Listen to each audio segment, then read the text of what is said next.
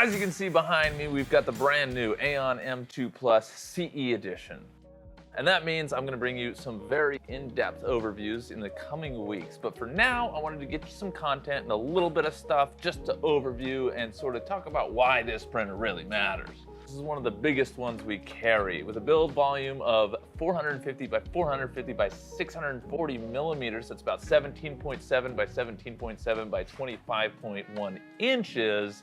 This is one of the largest offerings for high temperature filaments on the market today. As an open material system, it might be the most affordable large format high temp printer on the market.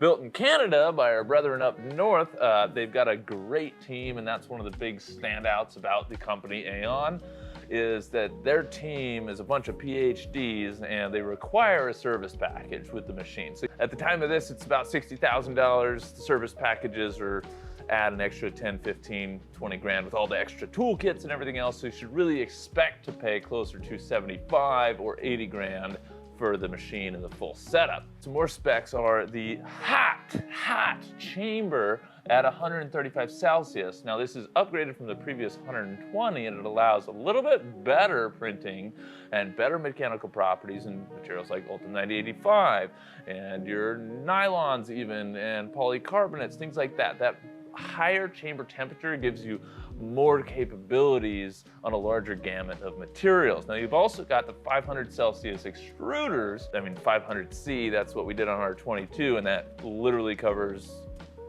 I think just about every plastic on the market. You can extrude anything on the nozzles, and the bed goes to 200 Celsius, which is more than good enough for any of the materials that we have as well, which is great. That's what enables this to print things like PEEK, PEC, Ultims, high-temp nylons, HTN, that's a really big popular one these days. Really great material, I love that. HTN CF25, I love you. Boom, right there. HTN CF25, wonderful material. It's close to being a super overbuilt 22 IDEX without the auto leveling. Got auto leveling, just not mechanical self-leveling. When I say overbuilt, I mean, this is one of the most beautiful interiors of a printer that I've ever seen in my life. There's some aluminum stuff, but most of it is stainless steel. And just so you can see the inside so much better, one of the main upgrades is the improved build chamber lighting. They've got a 1000 lux system in here where the lights are all the way across the top, and it literally just, it's like a huge spotlight for your first layer, for your print as it's going, so you can actually see your parts clear as day while it's printing. And so that means if your first layer's maybe coming up a little bit or something like that, you'll be able to spot it really easily. And you know, this is one of those majorly overlooked features in printers, having good lighting so you can see your part. It's critical to see the first layer and the print as it's going so you can spot errors early on and stop it or change settings or whatever you need to do. It is also designed to provide over 2,000 hours or 83 days of light when the printer is cranked at full spec. So you're running 200C on the bed, 135C in the chamber, those lights are getting hot. It's rated to run for 83 days or 2,000 hours, which means it's probably gonna run for a lot longer than that. But that's a lot of printing at the max temps. They made the window a little bit smaller so you can still see everything that's going on with the print and the print heads and everything else. They just took it from the whole door and brought it up. And this helps a lot because they filled that space with insulation instead of glass, so it heats up faster, it stays hotter easier, and that's actually another thing. On this version, they improved the type and the amount of insulation around the whole machine, so it actually heats up faster and stays hot easier. So you don't have to sit there for 3 hours waiting for it to heat all the way up. You can wait like a half hour to an hour if you're going max temp and everything is soaked. So that's a really, really nice feature. Oh man, yeah, they added the vacuum bed with the swappable print surfaces. I think we saw this last year on the original M2 Plus, but this is a big deal because number one, swapping print surfaces. This is huge. You do a big print, you take the plate out, you want to start another print, you don't want to have to wait to get off the part or whatever. Maybe you got a big batch, or maybe you want to let it cool down so it pops off itself if you're using our nanopolymer adhesive. That happens a lot of the time.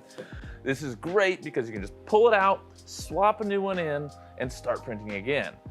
Not only that, but you can use their carbon fiber PEEK plate. There are carbon fiber plates. You can use a sheet of polycarbonate. You can use a sheet of polypropylene. You can use a wide variety of different materials to print on. So that's pretty nice. And using the vacuum table means that you're not adhering something down, or you're not just using a sticky adhesive of some kind. This is a big problem in high temp materials because those materials warp on the corners and everything else like crazy. I've had a polycarbonate part only 8 inches long that it was a racing kayak rudder.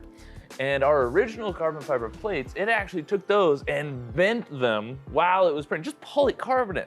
So using a vacuum plate means that the whole surface is being stuck down and it's gonna stay consistently down, which just means you're gonna have a consistently flat surface and your parts are gonna have a harder time to warp that actual plate. They got a new Z calibration system, fully automated, ultra precise mesh bed leveling to ensure perfect bed adhesion across the whole build surface while reducing the warping at any temperature. So Z calibration, that's a big thing because if you have different thicknesses of plates, every time you go in there, you want to make sure it's exact and precise, and that means your first layer is going to be exact and precise, and that's key. Having a good foundation is how you build anything, right? So again, really good. And looks like they added a pause and resume function. And some of you may be like, what? Why didn't they have that? But frankly, in the world of engineering plastics, pause and resume isn't really a thing. 99% of the time, if you pause and resume, that means you're gonna open the chamber, or maybe the power went out, or something like that. When you're using a heated chamber, and that temperature drops more than like 5 degrees, then your part's gonna start to shrink and expand, or whatever that material does when it changes temperature. And that means if you pause it, let it cool, and then restart. When you go back to restart, it's a different shape. It's literally a different shape. Pause and resume, you're not gonna really use it. Power goes out, your part's pretty much ruined. But that is good. So if you're doing basic materials, etc., and you wanna use that function, great. They also improved the Y idlers for more reliability while reducing maintenance intervals. They swapped out the hot end thermistors for RTD style, and they increased the chamber temp, etc. Anyway, lots of cool stuff in this machine, and I'll be bringing you a very in-depth overview where I'm actually opening it up and showing you and getting in there and pulling stuff apart and all that. So make sure you're subscribed. Thanks so much for watching. Have a positive rest of your day. I'll see you on the next one.